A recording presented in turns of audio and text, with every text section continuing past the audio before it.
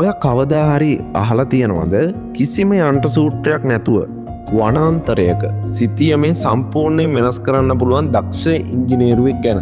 ඇත්තට මේ කියන්නේ මිනිස්සෙක් ගැන නෙමෙයි, සබාදාමේ ඉන්නේ පුංචි සතෙක් ගැන. ඒ තමා බීවර්. මුන් දක්ෂ මට්ටමේ ඉංජිනේරුවෝ කියලා හඳුන්වන්නේ නිකම්ම නෙමෙයි. තමන්ගේ තියුණු දත් දෙකෙන් කපා ගන්න ලී කොටු, මඩ සහ ගල් පාවිච්චි කරලා දැවැන්ත වේදි හදන්න මේ සතුන්ට තියෙන්නේ පුදුම හැකියාවක්.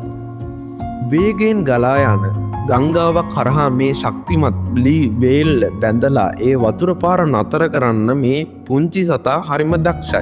ඉතින් මේ නිසා මොකද වෙන්නේ? අර වේගයෙන් ගලාගෙන ගිය පටු ගංගාව විශාල නිසල පොකුණක් එහෙම නැත්නම් තෙත් බිමක් බවට පත් වෙනවා. මේකෙන් භූගත ජල මට්ටම ඉහළ යනවා වගේම පරිසරයට අවශ්‍ය පෝෂක පදාර්ථ රඳවා ගන්න මේ තෙත් බිම උදව් වෙනවා.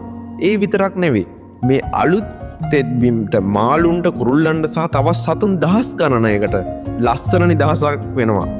එක පුංචි සතෙක්ගේ මහන්සියෙන් මුළු පරිසර පද්ධතියටම අලුත් ජීවයක් ලැබෙන හැටි ඇත්තටම පුදුමයි නේද? සබාදහමේ මේ වගේ අමුතු දේවල් දැනගන්න අපිව ෆලෝ කරලා තියාගන්න.